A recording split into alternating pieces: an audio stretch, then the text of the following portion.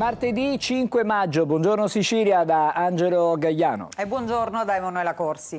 Cominciamo subito con le notizie e poi insieme ad Emanuela leggeremo anche i quotidiani regionali. Ma intanto andiamo a Palermo per il fermo di tre persone, un fermo legato ai recenti episodi che si sono verificati in città, sparatorie e anche intimidazione.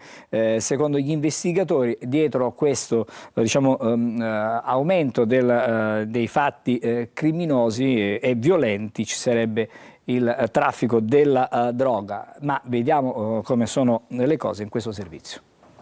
Contrasti nati nell'ambito del traffico di droga e forse anche debiti maturati fra diversi gruppi criminali. Ci sarebbe questo alla base della sparatoria di via Montalbo a Palermo che il pomeriggio del 30 aprile scorso ha portato al ferimento ad una coscia di Danilo Dignoti, bersaglio degli aggressori, e al ferimento anche di una donna di 67 anni, una passante che si stava recando alla vicina macelleria.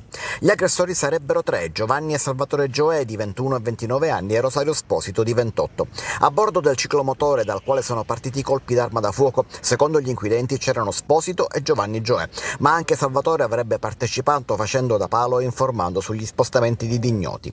La sparatoria sarebbe la risposta a un altro evento della notte precedente avvenuto a distanza di 1 chilometro o poco meno in via Don Minzoni. Una trentina di colpi di Kalashnikov vennero sparati nella notte fra il 29 e il 30 aprile contro la casa e l'auto dei fratelli Gioè. Gli inquirenti hanno ricostruito gli eventi molto velocemente grazie ai filmati delle telecamere di sicurezza. Tutti i protagonisti di questa vicenda infatti sono noti alle forze dell'ordine e sono stati facilmente riconosciuti.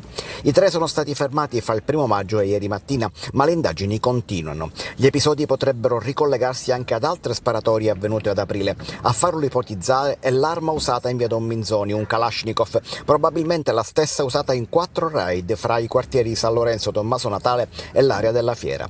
Tutti i quartieri ricadenti nel mandamento mafioso di Resuttana San Lorenzo, un'escalation di violenza che preoccupa e che potrebbe ulteriormente degenerare. E noi cominciamo a leggere i quotidiani proprio da questi fatti di cronaca che ormai sono diventati quotidiani. Sì, vediamo a pagina 5 di Repubblica Palermo, oggi i giovani con il mitra si prendono Cosa Nostra, la battaglia di Palermo. Vediamo l'ultimo episodio criminoso con il comando composto dai 3 fermati ieri dalla mobile mentre entra in azione nei pressi del mercato di via Montalbo. Questo, dicevamo, è solo l'ultimo episodio di una lunga escalation. Intanto leggiamo 3 fermati per l'agguato appunto nei pressi di via Montalbo, dove insieme alla vittima designata è stata ferita anche un'anziana passante. Ma ci sono stati dei precedenti. Intanto l'assalto al ristorante Brigantino di Sferracavallo, di cui abbiamo parlato tantissimo, che ha suscitato sgomento e paura tra i commercianti e gli abitanti della borgata che sono scesi in piazza sabato per chiedere più sicurezza. E poi c'è stata anche la sparatoria di via Don Minzoni nella zona della Fiera del Mediterraneo, che sarebbe collegata con quella successiva dalle parti del mercato di via Montalbo e avrebbe come movente lo spaccio appunto di droga. E ancora grande paura quando i Kalashnikov hanno sparato tempo fa nel deposito della Sicily by Car a Tommaso Natale, nei pressi di un locale in quel momento affollato di persone. Quindi insomma c'era dietro la stessa mano, come ormai ipotizzavano gli inquirenti, non avevano più dubbi che ci fosse lo stesso gruppo dietro tutti questi episodi, un gruppo emergente di Cosa Nostra. Andiamo a vedere la Sicilia, la pagina di Palermo e provincia. La caccia all'uomo dopo gli spari e l'ombra lunga di Cosa Nostra, 3 fermi per l'agguato di via Montalbo e poi appunto il filo diretto con via Don Minzoni. Anche qui vediamo un frame del comando in azione. Andiamo a vedere anche la Gazzetta del Sud di oggi.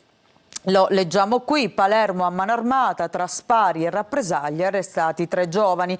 Il Far West di giovedì. La vittima, salva per miracolo, doveva pagare i colpi di Kalashnikov all'auto e alla palazzina. Grazie Emanuela, ma intanto diciamo che la violenza tra i giovani continua ad essere sempre più preoccupante, non solo a Palermo, come abbiamo visto, con i giovani rampanti della malavita, ma c'è stata anche una maxi rissa tra bande rivali a Siracusa. Si contano 3 feriti, uno di questi è grave, e allora facciamo il punto nel servizio.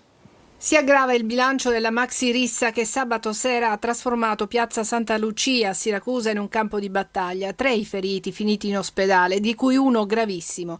Arrivato al pronto soccorso dell'Umberto I con una profonda ferita da taglio al torace, dopo un intervento chirurgico si trova adesso ricoverato in rianimazione. Un altro giovane si è presentato in ospedale con costole fratturate e una lesione polmonare causata dai traumi. In ospedale anche un terzo giovane, ma solo con ferite lievi. Un'esplosione di violenza brutale che ha chiesto l'intervento massiccio dei carabinieri, scoppiata poco dopo le 19. A fronteggiarsi sono state 2 bande rivali di giovani di origine tunisina. Ma oltre il bollettino medico resta il tema sicurezza. I residenti parlano di una bomba a orologeria fatta di mancata integrazione e abuso di alcol. Il problema dell'ubriachezza molesta è stato segnalato nei mesi scorsi anche in sede di Comitato per l'Ordine e la Sicurezza Pubblica.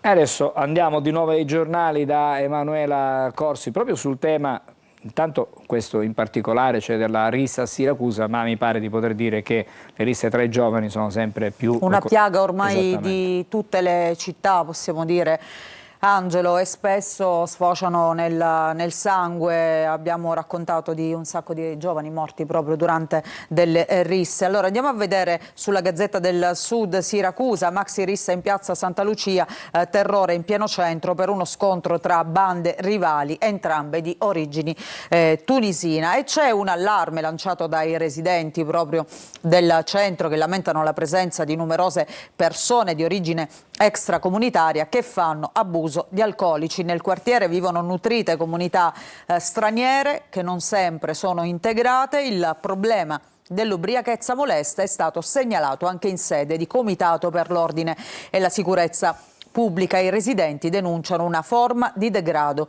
sociale che dilaga. Ricordiamo che c'è stato un momento in cui anche Siracusa aveva a che fare con questa violenza crescente, soprattutto durante le ore serali, nei luoghi della Movida. Era stato convocato più volte il Comitato per l'Ordine e per la Sicurezza. Adesso si riaccende, come dire, si riaccendono i riflettori su questo tema che impensierisce i cittadini e i residenti. Andiamo a vedere anche la pagina di Siracusa e provincia della Sicilia. Rissa in piazza Santa Lucia tra bande di giovani, ci sono 2 feriti, uno è stato operato, ricordiamo, ed è stato ricoverato poi in rianimazione. E adesso invece ci occupiamo del processo che si è aperto ieri a Palermo con rito immediato nei confronti del presidente dell'ARS, Gaetano Galvagno, che ricordiamo è accusato di peculato e corruzione. Si è costituita parte civile l'ARS, ma intanto i legali del presidente Galvagno chiedono che il procedimento si tenga a Catania. Il servizio.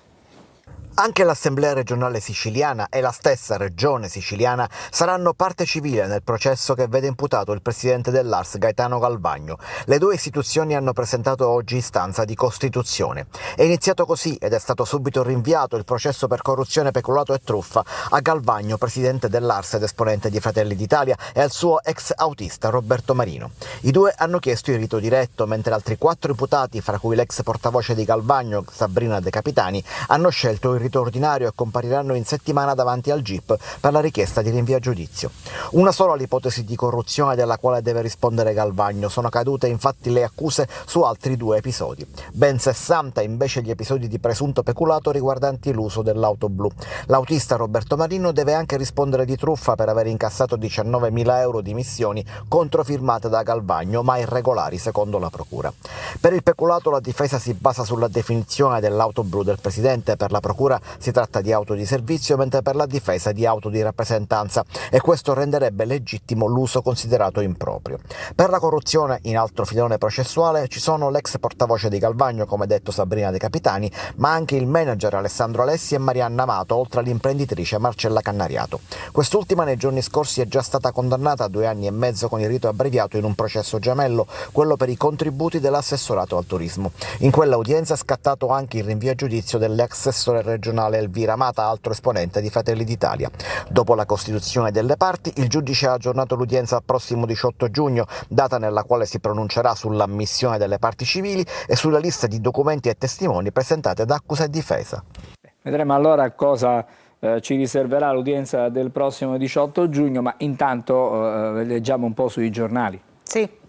Vediamo questa prima udienza, la vediamo su Repubblica Palermo, in questa inchiesta di Salvo Palazzolo. Galvagno, prima udienza del processo per corruzione, ma in aula non si presenta. Intanto l'Avvocatura dello Stato ha chiesto di costituirsi parte civile per conto dell'Assemblea regionale siciliana e della Presidenza della Regione. Secondo la ricostruzione dell'accusa, il meccanismo era rodato. Galvagno dava i finanziamenti e gli imprenditori davano incarichi ai suoi collaboratori. Era questo il meccanismo. La più retribuita era appunto la portavoce di Galvagno, Sabrina De Capitani, pure lei come Marianna Amato, finita indagata, è stata intercettata mentre diceva: io non mi devo dimenticare che lavoro per il partito e non per il Parlamento. E poi ancora diceva Amato, noi dobbiamo essere delle lobbiste. Meditavano di fare un gruppo, una fondazione, ma poi quando parlava con Galvagno c'era solo lei, Sabrina De Capitani. Ho a che fare con la Dragotto, con l'Amato, potessero uccidersi, meno male che facciamo anche l'evento sulle donne. Queste alcune intercettazioni appunto tra alcuni dei protagonisti di questa maxi inchiesta che, come dicevamo, vede anche coinvolto il presidente dell'Assemblea regionale siciliana. Il 18 giugno sarà la data della seconda comparizione, potrebbero essere riunite pure le posizioni degli altri imputati appunto nello stesso dibattimento. Andiamo a vedere anche la Gazzetta del Sud. Con Galvagno si apre il processo, trasferire tutto a Catania. I legali del presidente dell'Ars eccepiscono che la competenza non sia del Tribunale di Palermo, si decide il 18 giugno. Ars e Regione parti civili nella causa per peculato. E poi vertice tra Schifani e il leader di Fratelli d'Italia sulle nomine nella nuova sanità. Questo per quanto riguarda invece la politica. Andiamo a vedere anche la Sicilia. Anche qui chiederemo di trasferire il processo a Catania. Prima udienza ieri del procedimento per corruzione a carico di Galvagno. Regione e Ars costituite parte civili. Negli atti dell'Avvocatura calcolato il danno sul peculato 215 euro. Per i difensori c'è un vizio di competenza territoriale.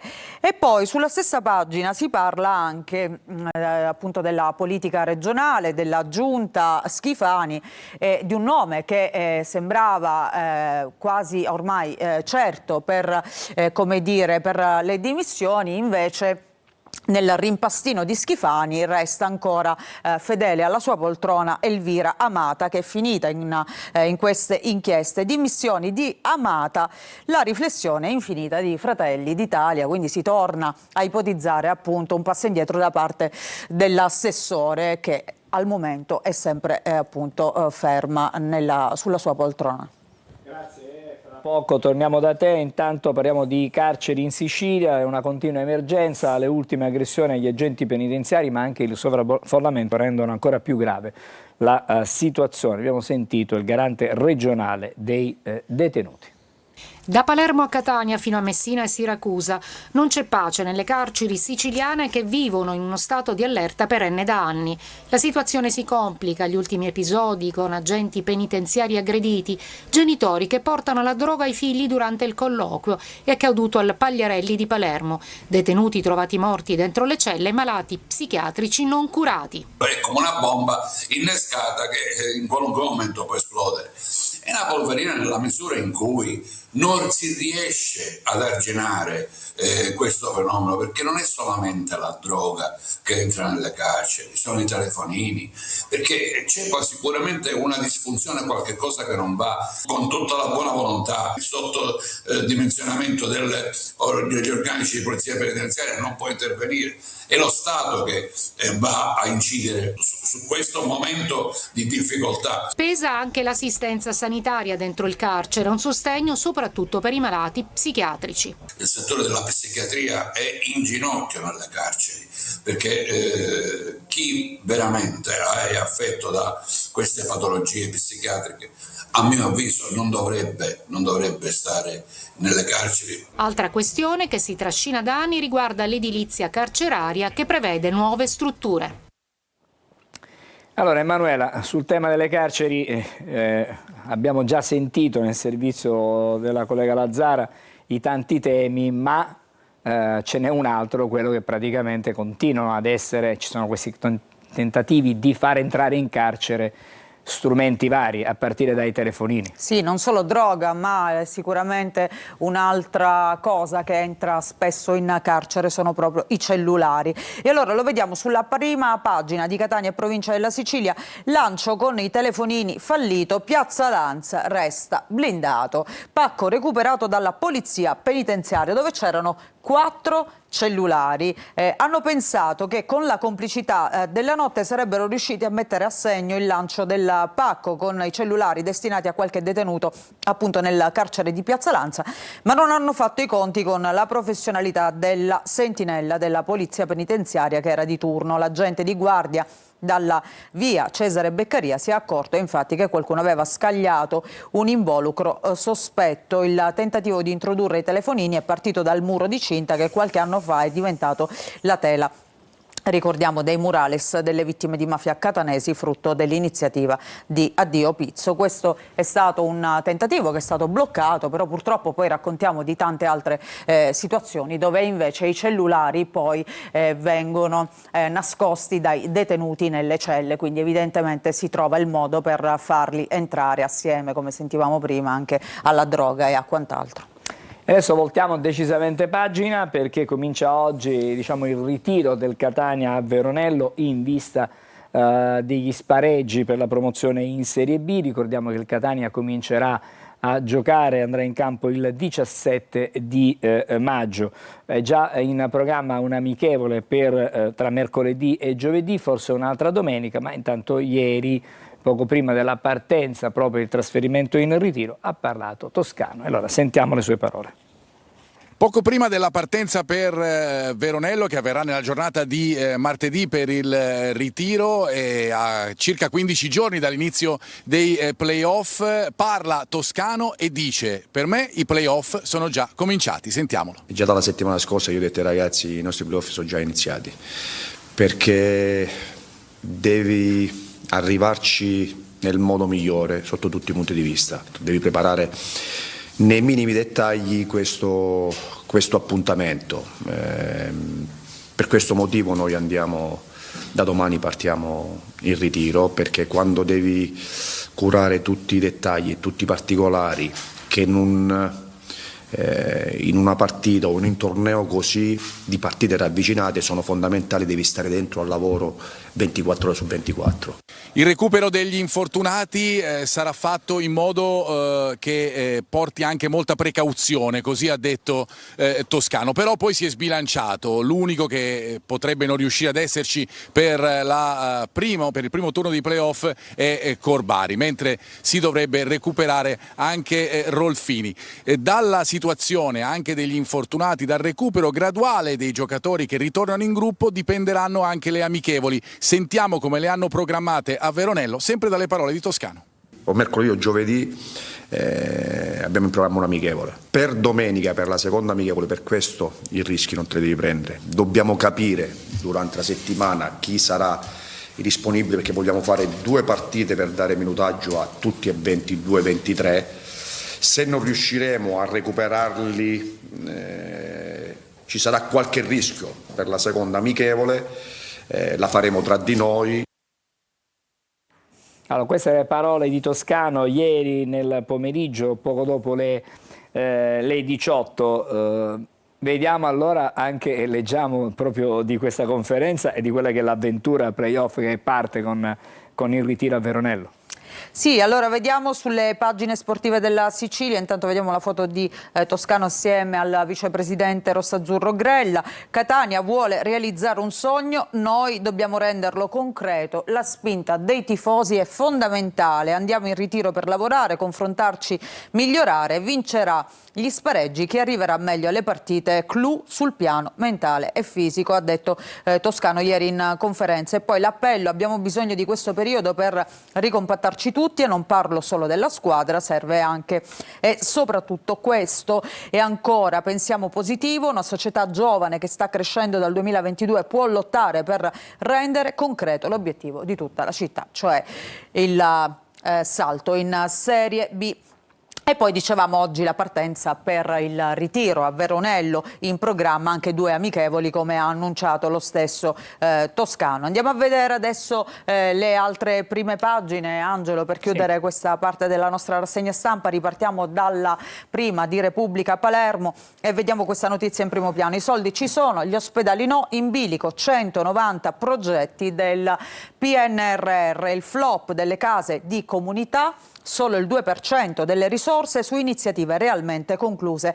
Mancano 50 giorni alla scadenza. I casi di Bagheria e Misilmeri e il nodo del personale. E poi vediamo le altre notizie. Erbacce e buche, l'altra Mondello che chiede aiuto. Vediamo nel taglio basso, pesca, aiuti dall'Unione Europea. Gli armatori, il governo agisca. E poi gli effetti del caro gasolio in agricoltura, a rischio la trebbiatura del grano, quindi pesca da un lato, agricoltura dall'altro, naturalmente 2 settori fondamentali per l'economia siciliana che stanno soffrendo. Andiamo a vedere la notizia in primo piano che riguarda i fondi del PNRR sulla sanità, su case e ospedali la regione è in ritardo, ok, solo 10 cantieri su 200, il flop della spesa del PNRR, appunto solo il 2% di spesa su iniziative concluse e mancano solo 50 giorni alla scadenza. La prima grana per l'assessore Caruso, che mi pare ne abbia diverse di grane. Direi proprio di sì. Nonostante la fresca nomina, diciamo, non saranno dei giorni sereni per il nuovo assessore alla sanità. Andiamo a vedere la prima pagina della Sicilia. Vediamo alcune notizie regionali. Intanto si parla di Buttafuoco, che è il presidente della Biennale di Venezia, scrive la Sicilia Biennale dei veleni, perché è successo veramente di tutto. Le polemiche hanno accompagnato appunto la mostra. Buttafuoco replica al ministro Giuli. E poi vediamo anche qui PNRR in Sicilia, opere concluse al 12,6%, non solo nella sanità, ma diciamo che la Sicilia veramente è molto indietro con la spesa di questi fondi, lo rivela uno studio inviato ai senatori. Andiamo a vedere ancora la Gazzetta del Sud.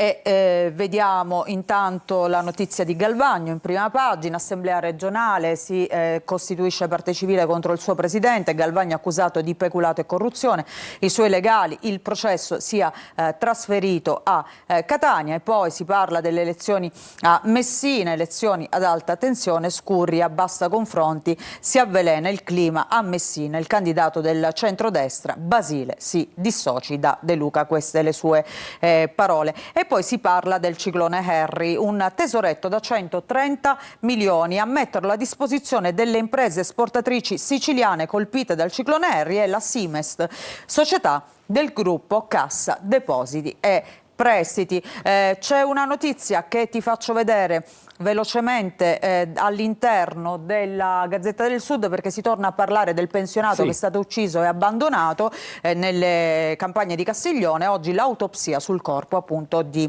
Florio. Velocemente ancora 2 titoli, vediamo il Giornale di Sicilia. Spari e vendette, 3 arresti, questa è l'apertura appunto legata alla banda del Kalashnikov, il tentato omicidio in via Montalbo poche ore dopo il raid in via Manzoni. E poi vediamo anche il Quotidiano di Sicilia, anche qui delusione PNRR, progetti al palo in Sicilia e zero impatto strutturale sul PIL del Sud. Centro Studi, Camera e Senato, a pochi mesi dalla scadenza nell'isola ha speso soltanto il 12% dei fondi. Un po' poco, allora ci fermiamo per il momento con la lettura dei quotidiani, fra poco andremo di nuovo da Emanuela per leggere invece le pagine dei giornali nazionali, ma intanto c'è il traffico da vedere, qual è la situazione in questo momento in tempo reale. Cominciamo con Tondo Gioieni, no, vediamo un attimo cosa ci passano dalla regia, ecco il Tondo Gioieni e la situazione direi che è abbastanza relativamente tranquilla per l'ora, insomma l'ora di punta, quindi è chiaro che ci sono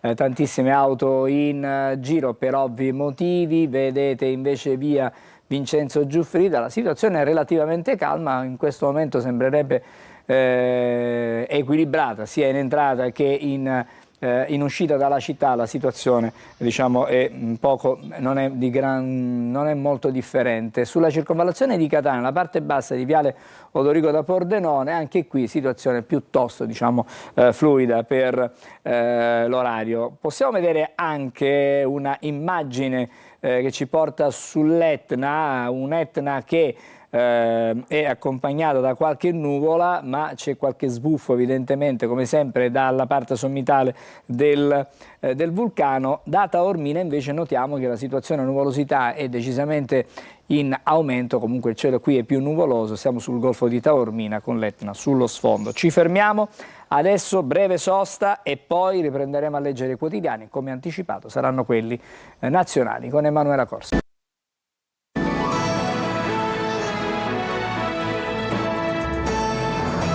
Allora eccoci pronti per leggere adesso le notizie a livello nazionale e internazionale, perché ci sono certamente delle novità che arrivano dal Golfo, quelle non mancano mai, c'è anche la politica italiana, c'è la cronaca italiana, ma intanto il tema centrale è sempre Hormuz, che vedo alle tue spalle sul Corriere della Sera. Esatto, una tregua sempre più debole e fragile appunto per quanto riguarda la guerra tra Stati Uniti e Iran. Vediamo battaglia navale a Hormuz, questo è il titolo di apertura di oggi del Corriere della Sera. Gli Stati Uniti ha aperto un corridoio per il passaggio in fiamme cargo sudcoreano. Gli Emirati attaccato un nostro sito petrolifero. E poi Meloni, non condividerei un disimpegno degli Stati Uniti, e venerdì vedrà Marco Rubio a Roma.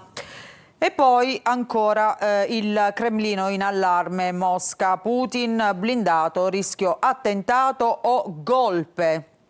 Vediamo le altre notizie, intanto questa fotonotizia dedicata a due grandi che sono scomparsi, l'ultimo in ordine è Alex Zanardi. Oggi i funerali a Padova appunto del campione non solo nello sport ma campione di vita. Tutti hanno sottolineato la grande forza, il grande esempio. Alex Zanardi è stato un simbolo per il nostro paese. Direi più di un simbolo, perché ha rappresentato veramente la capacità di rinascere, esatto, sempre, in ogni circostanza e in ogni situazione. Di non arrendersi di fronte a delle avversità, a dei problemi enormi, a delle tragedie vere e proprie. Lo ha ricordato anche il presidente Mattarella ieri incontrando i campioni di tennis italiani. Proprio ha voluto ricordare e sottolineare questa grande personalità di Zanardi. È proprio un esempio positivo dello sport, quello che dovrebbe essere realmente lo sport. Comunque, tornando al Corriere, vediamo appunto Zanardi, la grande amicizia con lo stilista Giorgio Armani. Zanardi, coraggio ed esempio, con Armani un'amicizia vera, lo ricorda Leo Dell'Orco, che è il compagno appunto dello stilista scomparso, ha detto proprio erano grandi amici. Oggi appunto i funerali a Padova. E poi cambiamo argomento invece, parliamo del caso Garlasco, perché sono ore cruciali. Domani verrà interrogato Andrea Sempio. Ricordiamo che c'è stato questo cambio sostanziale, perché la procura di Pavia ormai non ha dubbi, è Sempio l'assassino di Chiara Poggi e avrebbe commesso il delitto da solo, quindi ha cambiato anche il capo di accusa. Ma perché dicevamo sono ore importanti? Perché oggi invece verranno sentite, a distanza di tanti anni, le due cugine di Chiara Poggi, le gemelle K, assieme al fratello Marco. Quindi ritornano protagonisti, fratello di Chiara, di Chiara Poggi, sì, ritornano sulla scena dei personaggi che ricordiamo, insomma, erano sotto i riflettori all'epoca del delitto, poi dei quali non si è parlato più, e adesso ritornano anche le famose gemelle K, ecco, convocati in procura, le gemelle K e il fratello di Chiara. I legali fanno di Sempio un mostro, naturalmente i legali del giovane indagato. Vediamo nel taglio basso Cram Montanà: la Svizzera non invierà più le fatture, ricordiamo le fatture delle spese mediche alle famiglie, oltre il danno la beffa. La Premier ha incontrato il presidente elvetico, le famiglie non dovranno pagare. E poi Padiglioni, visite, vigilia di tensione alla Biennale, con Buttafuoco che dice non cedo. Andiamo a vedere la Repubblica di oggi. La battaglia di Hormuz è il titolo. Gli Stati Uniti distruggono 6 imbarcazioni dopo che i Pasdaran avevano lanciato missili e droni. Colpito sito petrolifero negli Emirati. Trump: se Teheran attacca sparirà dalla terra. Queste sono state le ultime dichiarazioni di Trump rese ieri alla stampa, quindi una tregua fragilissima, dicevamo, tutto potrebbe ripartire. E poi la russa, il presidente del Senato, contro la flottiglia: propaganda non salva vite. E anche qui vediamo Garlasco, gemelle K e Marco Poggi oggi in procura. Andiamo anche sulla Stampa di oggi. Trump che accusa Meloni, la Premier: non capisco gli Stati Uniti, l'Italia ha rispettato i patti, ma vedrà Rubio. Fondi per l'energia, l'Unione Europea boccia intanto il piano di Giorgetti. E poi battaglia nel canale di Hormuz, colpiti 2 mercantili, Trump: affonderemo i motoscafi iraniani. Anche qui il giallo da riscrivere, scrive la Stampa: Garlasco in procura il fratello di Chiara e le gemelle K, i tormenti dei Poggi. Si parla anche di bambini, dal bosco a Minetti, quei bimbi indifesi. E poi anche di cani. Vediamo questa foto dedicata ai nostri amici a 4 zampe. Lunga vita ai cani, negli Stati Uniti una pillola per la longevità degli animali che invecchiano come gli umani. È insomma, una cosa abbastanza strana, una ricerca probabilmente che ha degli effetti sulla longevità degli animali. E poi vediamo Avvenire: villaggi in polvere, i bulldozer di Tel Aviv radono al suolo i piccoli centri lungo il confine con il Libano. Le 12 famiglie cristiane di Yarun evacuate a marzo si sono ritrovate le case distrutte. L'esercito israeliano ha intensificato le demolizioni nelle aree accusate di ospitare i miliziani di Hezbollah. Questa la situazione in Libano. C'è anche l'Osservatore Romano che appunto parla del Libano in prima pagina. Vediamo la distruzione continua, nuovi raid aerei israeliani in decine di villaggi nel sud del paese, civili costretti ad abbandonare le case. Finora la guerra ha provocato oltre 2.700 morti e 8.000 feriti. Questi sono alcuni numeri di questo fronte di guerra tra Israele e Libano. E poi vediamo ancora il resto del Carlino. Vediamo nel taglio alto una notizia di cronaca. A Forlì è morta una ragazza che è siciliana, muore con l'amica, gravissima la sorella. Schianto in auto contro un albero, avevano 23 e 26 anni. E poi vediamo ancora Garlasco, l'ora dei testimoni, oggi le gemelle K dai PM nel taglio centrale. Nel taglio basso invece, mezzo secolo fa il sisma che ha distrutto il Friuli, mezzo secolo fa la notte del Friuli, sisma del 76, intervista a Szalunik.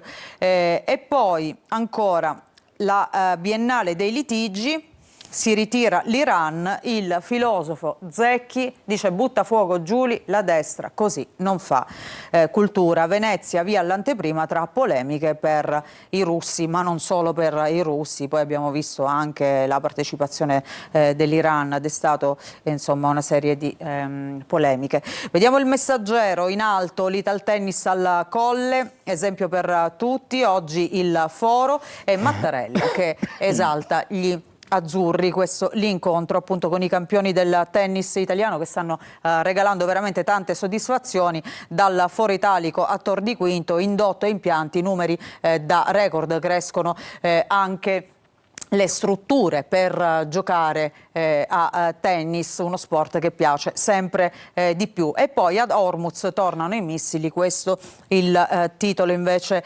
di apertura.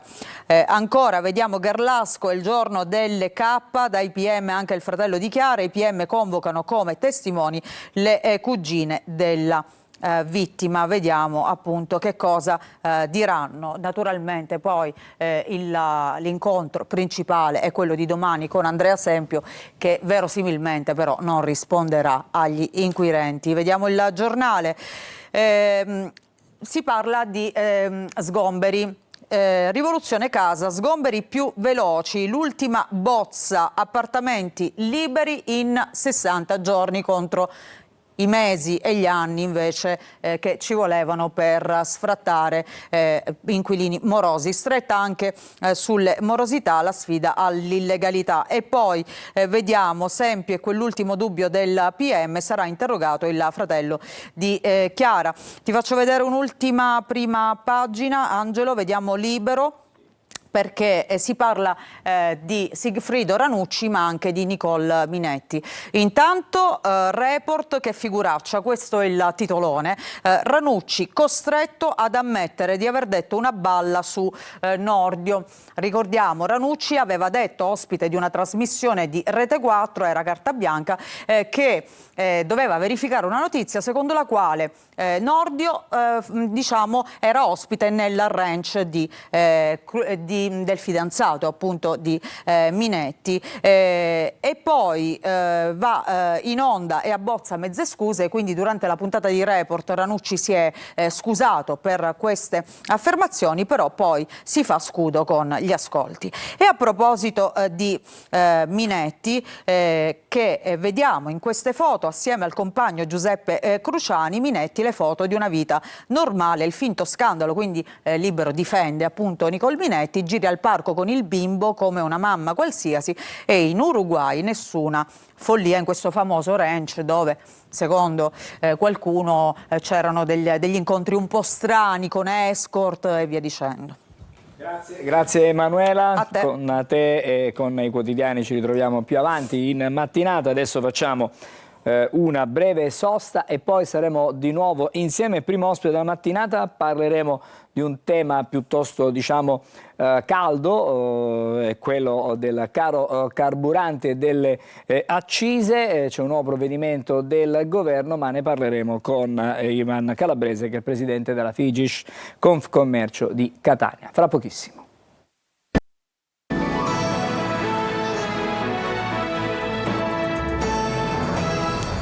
Eccoci di nuovo insieme a Buongiorno Sicilia. Allora, come anticipato, è il momento di collegarci con Ivan Calabrese. Buongiorno e ben trovato. Intanto, buongiorno a voi. Presidente della Figish Confcommercio Catania. Parliamo con lei, è inevitabile, di caro carburanti e di quelli che sono i provvedimenti fino a questo momento del governo, perché dal 2 di maggio è entrata in vigore una nuova rimodulazione dello sconto fiscale che è stato disposto dal Consiglio dei Ministri. Calabrese, in che cosa si sostanzia questo sconto fiscale? Perché si era detto che in questa fase ci sarebbe stato un maggiore sconto sulla benzina, un po' meno per il diesel, il gasolio. In realtà forse non è stato proprio così. Sì, dal 2 maggio è entrato in vigore il nuovo decreto che praticamente concentra lo sconto più sul gasolio che sulla benzina, tant'è vero che i 20 centesimi di sconto sulle accise sono rimaste sul gasolio, mentre per la benzina si sono rimodulate e lo sconto è sceso a 5 centesimi più IVA ovviamente. Quindi diciamo che questo è stato dovuto al fatto che da quando è iniziata la crisi in Medio Oriente, nello stretto di Hormuz soprattutto, il gasolio ha subito maggiori aumenti rispetto alla benzina. Siamo nell'ordine del 40% circa, mentre la benzina è salita poco meno il prezzo è salito poco meno del 10%. Senta, io le devo chiedere, ma se noi dovessimo fare un calcolo, quanto costa in più un pieno, in media ovviamente, a chi va alla pompa? Sì, per chi oggi per chi ha una macchina che va a super, mediamente su un serbatoio di 50 litri spendiamo 10 euro in più a pieno. Quindi in un anno possiamo ipotizzare 300-150 euro di spesa maggiore per il carburante. E per quanto riguarda invece il diesel, mi pare che si possa dire, insomma, è superiore questa spesa? Il diesel è superiore alla spesa perché il diesel costa di più. Come lei ricorda, a gennaio, dal 1° gennaio, entrò in vigore quella rimodulazione delle accise che sta tentando di riallineare le accise sul gasolio e sulla benzina. Quindi già aveva subito un aumento a gennaio il gasolio e uno sconto sul prezzo sulle accise e la benzina. C'è comunque un po' di incertezza su quella che è la durata del provvedimento del governo, perché questo provvedimento dovrebbe fermarsi il 10 di maggio, ma già esponenti, diciamo, autorevoli del governo hanno parlato di un prolungamento al 22 di maggio. Avete notizie voi?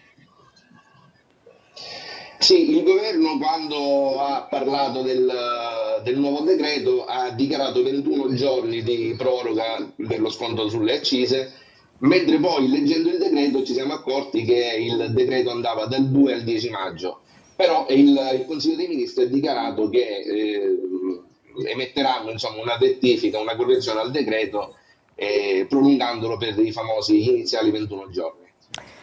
Le devo chiedere, per quanto riguarda invece il GPL, lo sconto è minimo, un poco più di 1,4 centesimi al litro, mi corregga se sbaglio.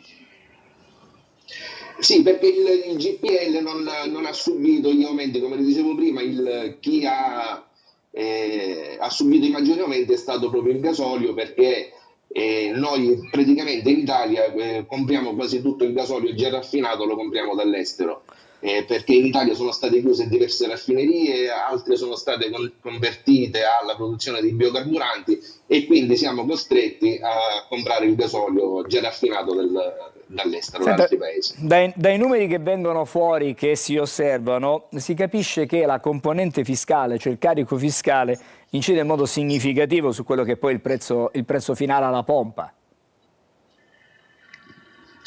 Sì, consideri che il carico fiscale va dal 60.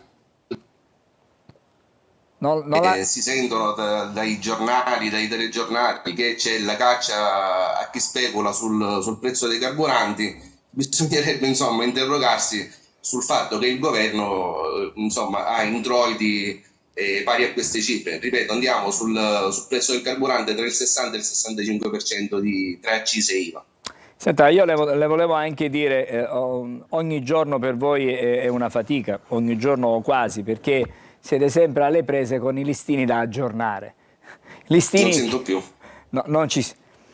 Allora, guardi, le volevo dire che la domanda, le rifaccio di nuovo la domanda, vediamo un attimino di poter riperfezionare il collegamento. Ecco, forse sentiamo di nuovo l'effetto audio. Sì, adesso. Adesso mi risente, infatti. Sì, mi sento. No, le dicevo semplicemente che per voi che siete gestori di impianti, perché poi lei è anche un gestore, non solo il presidente, diciamo, della Figish Commercio di Catania, c'è un problema di aggiornamento dei listini e questi listini vengono aggiornati, non dico quotidianamente, ma quasi, no? Quindi siete sempre lì a fare i conti con quelli che sono i prezzi poi da esporre per il consumatore finale. Sì, e appunto in questo periodo, soprattutto da quando sono iniziate questo conflitto in Medio Oriente, il prezzo ha subito variazioni praticamente quasi tutti i giorni. E noi gestori, dobbiamo andare ad aggiornare quotidianamente quella selva che ormai abbiamo nei piazzali tra preziari, cartelloni, aggiornamenti dei prezzi al Mimit, e quindi capita che la Guardia di Finanza ha intensificato i controlli proprio per constatare che tutti i prezzi siano aggiornati, che ci sia corrispondenza del prezzo tra i cartelli e le pompe. Purtroppo a qualcuno può capitare che sfugga qualche aggiornamento, però capite benissimo che in questa confusione, insomma, è un po' drammatico per tutti restare al passo. E le volevo dire anche un'altra cosa, con i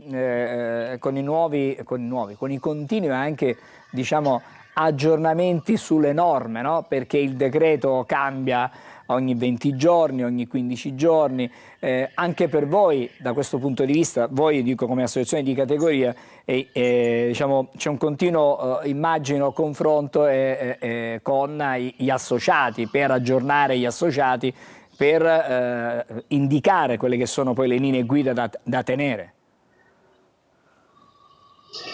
Sì, purtroppo anche i nostri associati sono in confusione perché tra le notizie ufficiali, i decreti, i comunicati che emettiamo noi,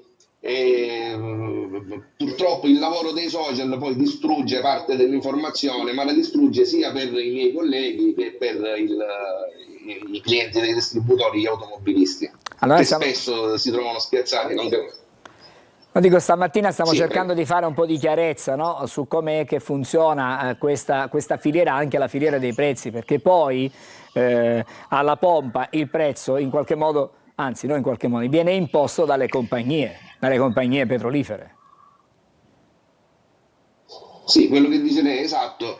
Noi gestori dei carburanti che siamo l'ultimo anello della catena, ma noi non decidiamo il prezzo. Le compagnie ci comunicano la sera prima il prezzo da attuare il giorno dopo, quindi non abbiamo nessun potere sulla modifica dei prezzi. Sì, ma è capitato in questa crisi, e così chiudiamo, che nel corso della giornata siano stati aggiornati i listini, nel senso, voglio dire, la mattina si è aperto con un listino e con un prezzo esposto e poi alla sera o comunque nel pomeriggio, in tarda mattinata, è cambiato il prezzo perché dalle compagnie sono arrivati aggiornamenti sui prezzi?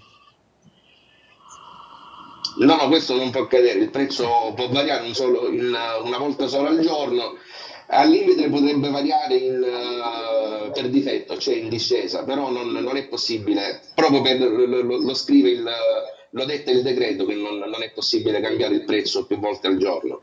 Questo è successo solo quando è entrato in vigore il decreto precedente, che abbiamo dovuto cambiare i prezzi durante il corso della giornata, nel primo pomeriggio, come ricordate. Calabrese, la ringrazio per i suoi chiarimenti, per la sua disponibilità. Speriamo, insomma, che ci possiamo risentire in un momento magari migliore, quando questa crisi sarà finita, speriamo prima possibile, e che magari ci può raccontare di come i prezzi si sono riallineati, perché poi il riallineamento verso il basso non è, diciamo così, immediato come avviene nel rialzo dei prezzi. Questa è una costante, su questo mi pare che non ci sono assolutamente dubbi.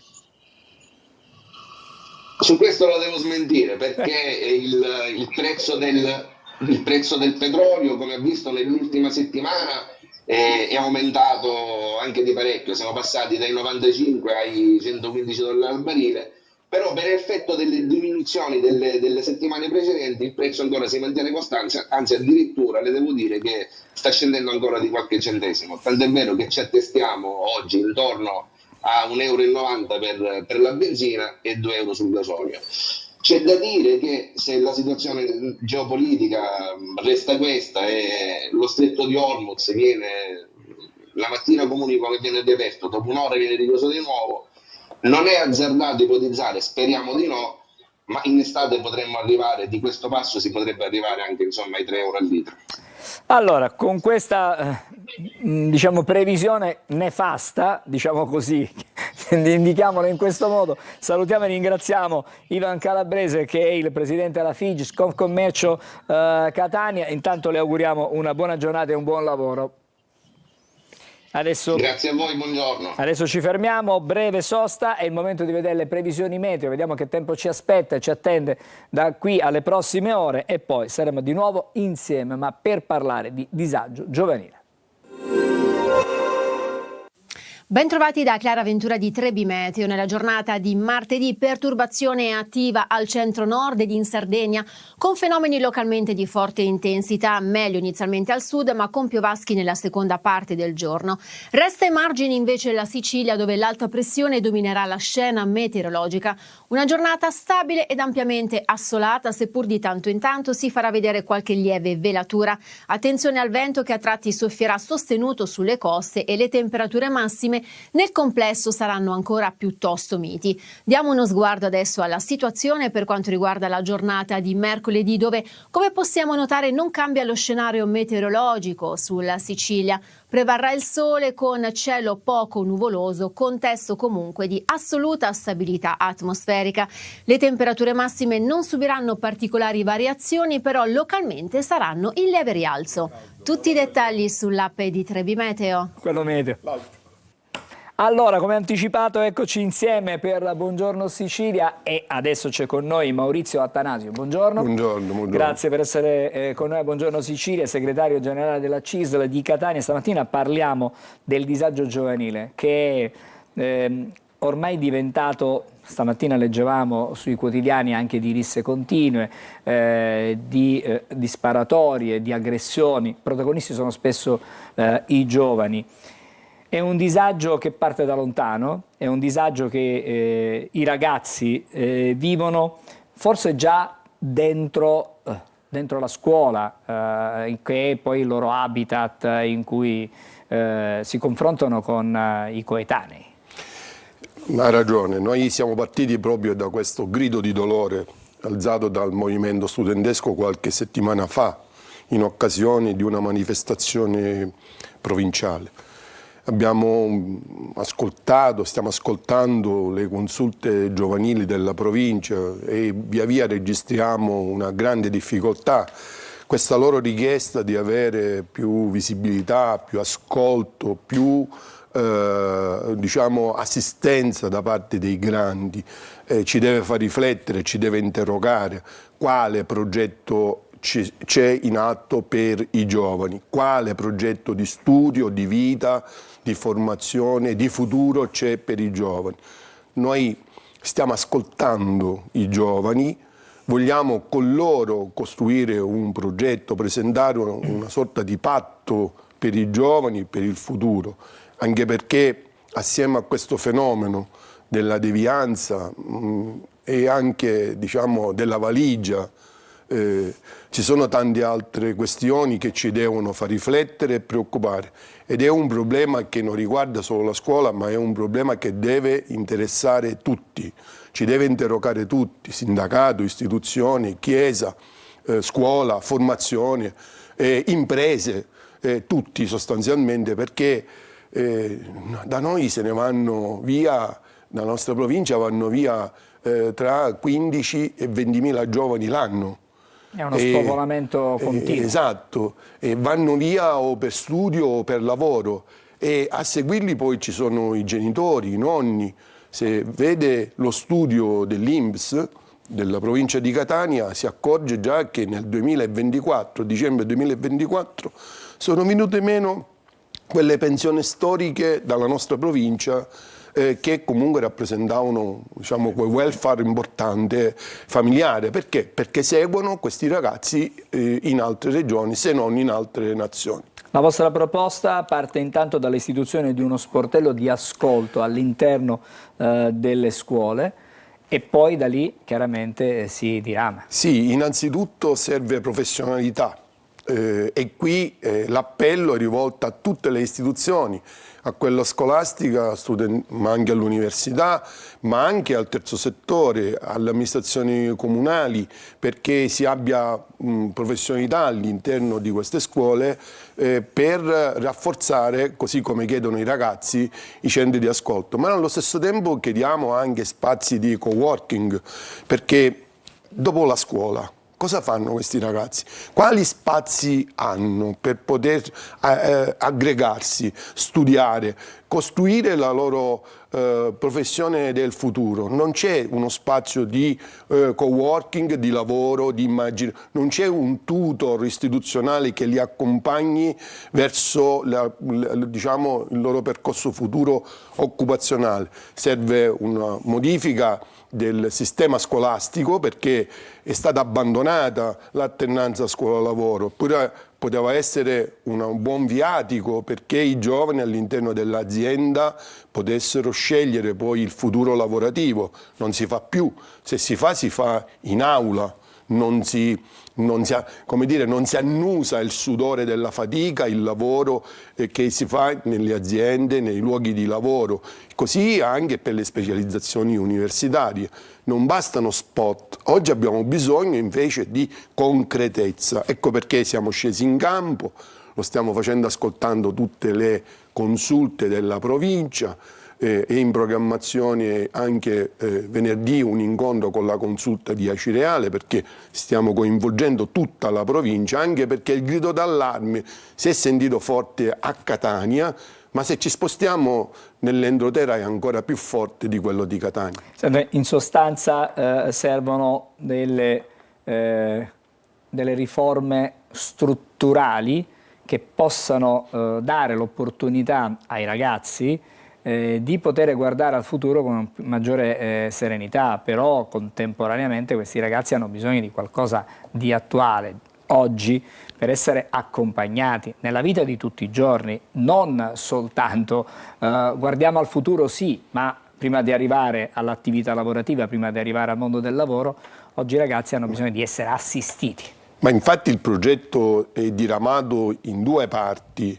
L'idea di costruire una proposta con i giovani, per i giovani, dalla loro voce, è proprio questa, quella che partendo da quello che è il bisogno immediato, l'ascolto, e renderli visibili e non invisibili come sono attualmente oggi, e poi allo stesso tempo dargli opportunità, perché non si può sentire me ne vado da Catania perché non c'è futuro, non ho futuro.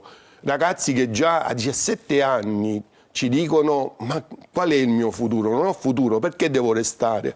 Noi non possiamo restare inermi rispetto a questa condizione, abbiamo tutti la responsabilità, amministrazioni locali, regionali, ma anche tutto il mondo civile, la Chiesa, le industrie, lo dicevo prima, gli enti della formazione, le istituzioni scolastiche, tutti quanti noi abbiamo questa responsabilità di fare qualcosa per questi giovani, i nostri giovani, perché ogni giovane che si perde nel silenzio è una sconfitta di tutta la collettività. Ogni giovane invece che riesce ad avere una condizione di visibilità, di restare, noi la chiamiamo restanza, abbiamo coniato questo slogan, restare nella propria città, lavorare, costruirsi una sua condizione di studio, di futuro lavorativo, quella è la vittoria di tutti, è la vittoria della città e la vittoria di Catania. Io volevo tornare proprio al tema con cui abbiamo iniziato questa nostra chiacchierata, cioè il disagio dei giovani. E il disagio dei giovani si avverte poi nei fatti anche di cronaca, perché probabilmente i ragazzi hanno perso di vista alcune direttive, diciamo così, alcune strade da seguire. Oggi c'è il fenomeno del bullismo, che incide parecchio e il bullismo porta con sé e trascina con sé tanti altri problemi. Ma perché i ragazzi oggi vivono queste difficoltà anche psicologiche? Forse probabilmente manca un sostegno che arrivi loro e dalla famiglia, ma anche dalle istituzioni. Con istituzioni intendo le scuole, intendo diciamo, tutto quello che la società può offrire e può dare loro, in modo tale che questi ragazzi poi non si ritrovano a uscire la sera e anziché magari parlare con gli amici, ognuno seduto a un tavolo, a stare accanto al telefonino e scrivere messaggi, messaggiare, non dico probabilmente con quelli che sono allo stesso tavolo, ma quasi, insomma, manca un po' di vita vera. Lei ha sintetizzato poi sostanzialmente quello che è stato, diciamo, il grido lanciato da questi giovani. Cioè, manca un patto sociale tra tutti gli attori e, ripeto, costruito dai giovani per i giovani, con tutte le istituzioni. Ci mettiamo in mezzo anche l'ASP con psichiatria infantile, perché possa seguire attentamente i ragazzi, con gli esperti, con psicologi, con quelle figure pedagogisti, con quelle figure che possono accompagnare come dire, dalla tenera età sino all'essere maggiorenni i nostri giovani. E poi gli spazi di aggregazione. Non c'è uno spazio di aggregazione, non esiste uno spazio di aggregazione per i giovani. E quindi questi giovani, finita la scuola, nel senso che usciti dalla scuola, sono liberi. L'unico spazio, sono liberi ma anche disorientati. Esatto, l'unico spazio è quello della discoteca, del ritrovarsi insieme tra giovani. Non c'è un tutor che accompagni o dal punto di vista scolastico e quindi per i problemi che si possono avere all'interno della scuola o dal punto di vista sociale per quelli che si possono avere all'interno della nostra società, che sono tanti per i ragazzi, e per finire a quello lavorativo. Noi chiediamo questo nel patto che proporremo, già siamo a buon punto, nel patto che proporremo ammetteremo proprio questo, l'alleanza sociale tra tutti questi soggetti, perché solo in questo modo riusciremo a dare una risposta concreta, altrimenti, mi permetta, si faranno solo spot, come purtroppo assistiamo da qualche mese a questa parte, dove i ragazzi vengono attratti, attirati da situazioni che poi, detto da loro stessi, nel concreto non hanno nulla di veritiero. Grazie a Maurizio Grazie Attanasio per essere stato con noi. La proposta della CISL per i giovani, contro anche il disagio giovanile, ne abbiamo parlato a Buongiorno Sicilia. Una buona giornata, buon lavoro. Grazie. Adesso ci fermiamo ancora e dopo invece parleremo di una partnership, diciamo così, tra la Sicilia e Malta per proteggere la macchia mediterranea. A Buongiorno Sicilia.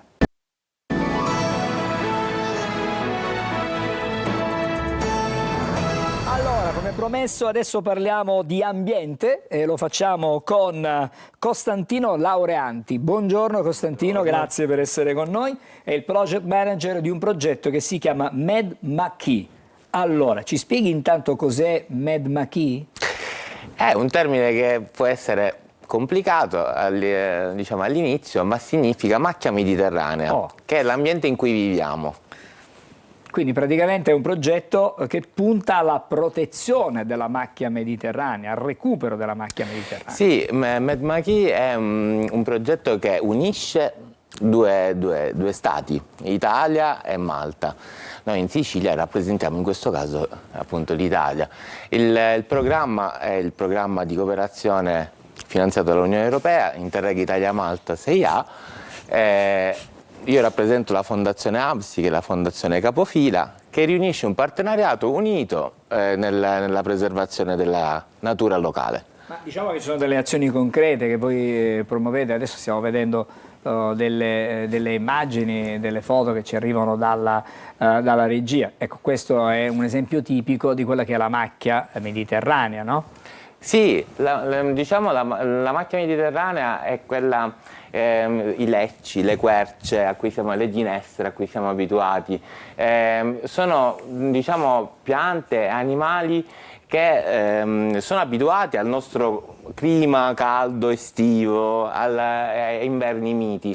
Però ovviamente ci sono tante problematiche. Gli incendi sono una delle problematiche che affliggono la nostra regione a partire già da maggio, anche in queste settimane, e quindi il progetto tra le varie azioni punta anche di attivare percorsi di diciamo, sensibilizzazione e di lotta antincendio tra i due territori.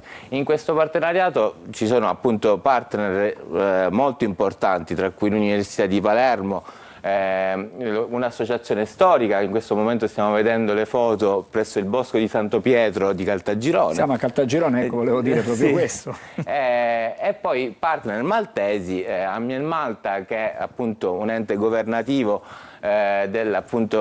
legata al settore ambiente, e Nature Trust, che è una ONG esperti nell'educazione ambientale ma anche gestori di alcune riserve naturali. Con la vostra attività preservate il territorio, preservate la macchia mediterranea, c'è attività di prevenzione anche per alcuni rischi, soprattutto quello degli incendi. Assolutamente sì, diciamo si parte anche da una condivisione di esperienze. Le foto che abbiamo visto precedentemente, diciamo a un anno del progetto, perché appunto il 2 di maggio abbiamo compiuto un anno di progetto, sono il primo degli eventi nel territorio del Bosco di Santo Pietro che hanno visto diciamo, tutte le autorità, le forze dell'ordine competenti in materia antincendio, dal Corpo Forestale dello Stato, associazioni di volontariato, ma anche il Comune di Caltagirone, che è partner associato e fondamentale in quanto gestore anche dell'area di Santo Pietro, unirsi e dialogare. Non sono frequenti i momenti di dialogo e di scambio di esperienze, dialogare insieme a livello regionale ma anche con un altro Stato, in questo caso lo Stato maltese che era presente, i colleghi di Ambienmalta. Senta, ti volevo chiedere, c'è un nuovo strumento, un nuovo diciamo, apparecchio che utilizzate, sì, che è il biotrituratore, dico bene? Sì. A cosa serve? No, è interessante perché in realtà non è proprio uno strumento nuovo, ma è nuovo quello che può essere l'utilizzo.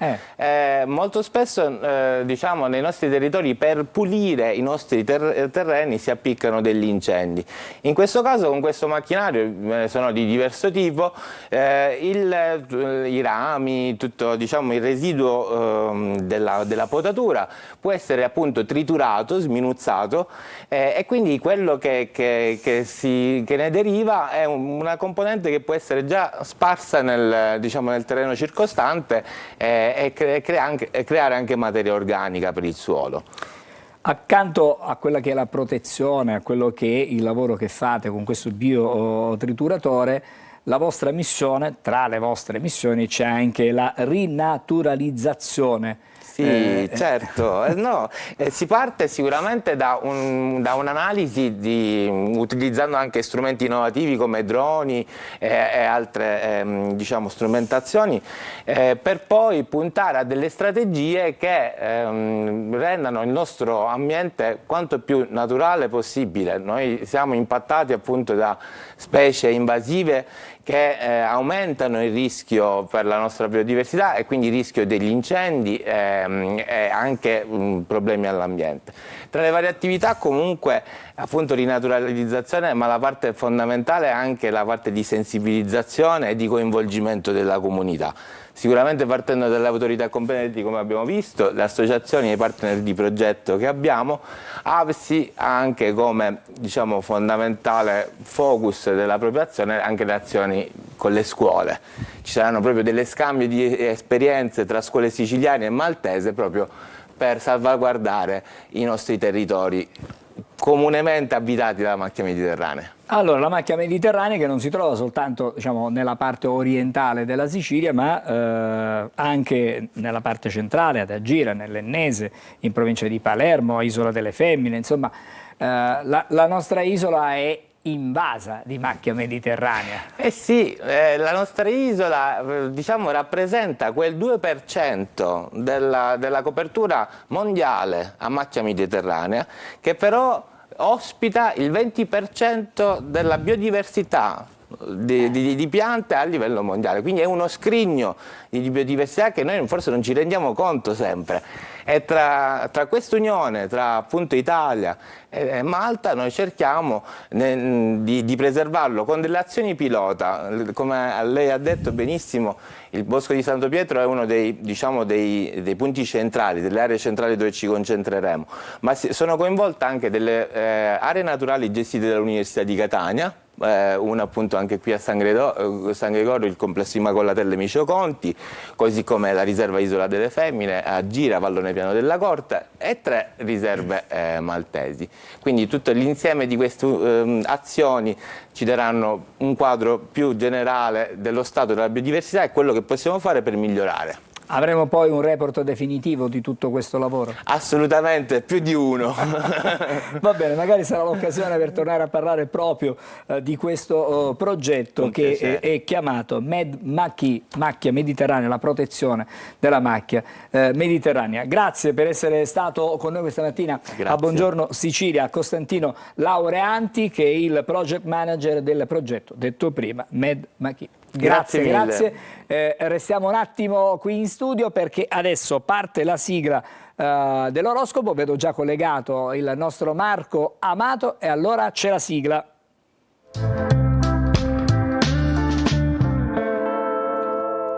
Buongiorno, ben trovato Marco. E allora stamattina parliamo di una grandissima star, la pop star per eccellenza del momento. Facciamo il nome? Shakira. Shakira, assolutamente la regina del pop latinoamericano, caro Angelo. Ebbene, fa parlare di sé perché ha brillato come una stella in una notte che ha reso magnifica e indimenticabile. Come e dove? Allora, ha creato un suo concerto sulla spiaggia famosissima di Copacabana, trasformando chilometri e chilometri di spiaggia in una delle più grandi arene a cielo aperto per un concerto. È stata assolutamente fantastica ed ecumenica. Tra l'altro, operazioni del genere hanno una ricaduta economica importante perché proprio il Ministero del Turismo e Cultura prevede un ritorno di ben 155 milioni di dollari rispetto all'indotto che ha provocato. Ebbene, Shakira è un acquario. L'acquario tra tutti i segni zodiacali è proprio quello della fratellanza universale, quello ecumenico. Quindi le masse, le moltitudini, i popoli sono assolutamente sotto l'egida zodiacale di questo segno zodiacale che sa incantare le masse. Bravissima Shakira, e ancora una volta la musica che riesce a essere veicolo comunitario, ma anche e soprattutto una speranza economica e costituente un motore importante per l'economia di un intero paese. Dunque, andiamo noi con la situazione zodiacale di oggi. Una luna in Sagittario ancora che migrerà in Capricorno in serata. Una luna che tende a essere un pochino ballerina, ma è soprattutto Marte e Giove oggi che tendono a stridere parecchio. Vediamo perché. Ariete, per voi oggi il vostro pianeta Marte è decisamente preso dalle aspettative di Giove, che tende a farlo diventare più ambizioso, ma non sempre ben ponderato. Attenzione. Toro, per voi invece la luna in serata vi farà un magnifico regalo perché inizierà un trigono bellissimo e accenderà una giornata stanca in una serata di grande romanticità. Gemelli, Luna e Venere ancora bisticciano, ma dura fino alla tarda mattinata, per cui gli incontri di oggi dovranno essere diplomatici. Nel pomeriggio invece potete essere più spigliati e manifestare più serenamente affetto. Cancro, la Luna stasera vi giocherà qualche brutto scherzo, un senso di non appagamento per tutti quei progetti ambiziosi che quel Giove, stimolato da Marte nei vostri gradi, purtroppo fomenta. Non potete avere tutte subito, più azzentate. Leone, per voi la luna in mattinata è splendida e aggiusta una serie di cose. Il pomeriggio sentirete bisogno di riposo e di un richiamo familiare importante. Vergine, per voi la luna è oggi splendida perché concretizza degli obiettivi e fa vedere un percorso importantissimo nel quale state mettendo tutti voi stessi e vi riuscirà. Bilancia, Il planetario non è proprio vostro amico per adesso, solo Venere e Urano vi aiutano. Potete sperare in piccoli colpi di fortuna e soprattutto in qualcosa di benevolo che vi toglie le castagne dal fuoco. Scorpione, per voi oggi la Luna parla di chiarezza ma anche di comunicazione. In serata potreste chiarire qualcosa di importante con una persona che amate. Sagittario, per voi oggi, ancora protagonisti con la Luna nei vostri gradi, arriva il momento di bini e di scelte che dovete necessariamente compiere. Dovete imparare però a vedere un pochino di più gli altri e le loro esigenze. Capricorno, in serata la Luna vi rende protagonisti dello zodiaco e vi regala una serata romantica e meravigliosa. Godetevi questa giornata oltremodo fantastica. Acquario, per voi la Luna passa dall'essere spumeggiante e aperta all'essere un po' pensierosa ed empatica. Gli Acquario, soprattutto in serata, avranno bisogno di essere rassicurati. Pesci, per voi la giornata inizia in una maniera un po' urticante, ma via via che si svolge si aprirà sempre di più, dandovi modo di constatare che le vostre parole, le vostre azioni, i vostri affetti sono andati a buon termine. Detto questo, auguro a tutti una splendida giornata. Ciao Angelo e buongiorno Sicilia. Grazie, grazie a te Marco, ci vediamo domani mattina, sempre a Buongiorno Sicilia. Adesso invece vado ancora una volta da Emanuela Corsi. Sì, Angelo, adesso parliamo di spettacolo, parliamo di Nino D'Angelo. Oh. Oggi c'è un'intervista sulla Stampa. Allora, Nino D'Angelo diventa cittadino onorario di Sarno. Grazie alla mia canzone più impegnata, ha detto. È la canzone A montagna è caduta. A 28 anni dalla frana il cantautore viene omaggiato proprio per aver scritto questa canzone dedicata ad una tragedia che è avvenuta il 5-6 maggio del 98 nei comuni di Sarno, 15, Bracigliano, Siano e San Felice a Cancello. Morirono 161 persone. Lui, tra l'altro, questo è un lato, diciamo, molto serio di Nino D'Angelo che viene così raccontato. Quando giravo nei paesi italiani per suonare mi capitava spesso di notare enormi abusi edilizi e mi domandavo sempre come potessero reggere. Appunto qui una delle tante tragedie che è avvenuta nel nostro paese nel 98, alla quale Nino D'Angelo poi ha voluto dedicare questa canzone che oggi gli è valsa questa cittadinanza onoraria del comune di Sarno. Grazie Emanuela, ci fermiamo qui con Buongiorno Sicilia. In redazione con noi stamattina c'è stata Adelaide Barbagallo, mentre in regia hanno lavorato con noi Roberto Stramondo, Angelo Pandolfo e Massimo Ceravolo. Ci fermiamo qui per oggi, ma torniamo domani mattina. E anche Edoardo Sergi, attenzione, che poi è anche l'uomo che ci dà gli assist giusti con gli ospiti che vedete ogni mattina a Buongiorno Sicilia. Ci fermiamo qui, dicevo, torniamo domani mattina puntuali alle 8. Una buona giornata a voi.